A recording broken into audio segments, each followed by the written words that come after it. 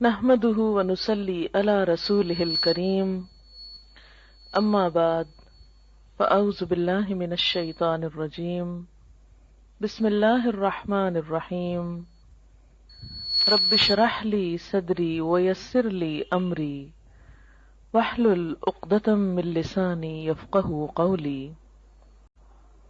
کچھ دعائیں تو مانگی ہوئی فوراً پوری ہو جاتی، کچھ ایسے ہوتی ہیں کہ جو پوری نہیں ہوتی لیکن ان کے بدلے کوئی آنے والی مصیبت ٹل جاتی ہے۔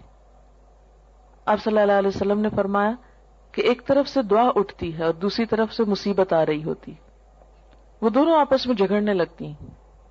دعا مصیبت کو اوپر لے جاتی ہے کہ واپس جاؤ، اس بندے پہ نہیں آؤ، اور مصیبت اترنا چاہتی ہے۔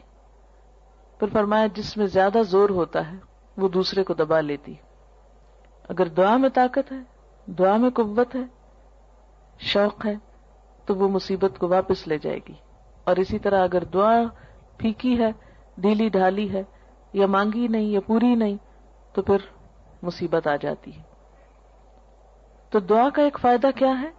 بسا اوقات وہی چیز مل جاتی جو ہم مانگ رہے ہوتے ہیں، بعض اوقات وہ تو نہیں ملتی، وہ جا رہی ہوتی ہے لیکن راستے میں وہ ایک آنے والی مصیبت کو واپس لے جاتی۔ مثلا انسان پہ کوئی بیماری آنے والی ہوتی اور انسان کو نہیں خبر کہ اس کے ساتھ یہ ہونے والا ہے، انسان کچھ اور مانگ رہا ہوتا ہے، مال مانگ رہا ہوتا ہے، اولاد مانگ رہا ہوتا ہے، گھر مانگ رہا ہوتا ہے، یا جو ہماری عام روزمرہ زندگی میں مانگنے کی چیزیں۔ اب اس کو وہ تو نہیں ملتا جو وہ مانگ رہا ہے، لیکن وہ مصیبت ٹل جاتی ہے جو آنے والی تھی، کیونکہ اگر وہ آ جاتی تو یہ مانگی ہوئی چیز ملنے کے باوجود وہ اس کی خوشی نہ دیکھ سکتا۔ مثلا اگر ایک انسان کی موت آ رہی اور وہ زندگی نہیں مانگ رہا، وہ گھر مانگ رہا ہے، اگر اس کی دعا اسی طرح قبول کر لی جائے، اس کو ایک اچھا گھر مل جائے، لیکن گھر ملتے ہی اس کی زندگی باقی نہ رہے، تو اس کو اس گھر کے ملنے کا کیا فائدہ ہوا؟ کوئی فائدہ نہیں، کیونکہ وہ تو زندہ ہی نہ رہا۔ اس لیے اللہ تعالیٰ کو زیادہ بہتر طور پہ پتا ہوتا ہے کہ اس وقت ہماری ضرورت زندگی ہے یا گھر ہے، مثلا یا صحت ہے یا اولاد ہے۔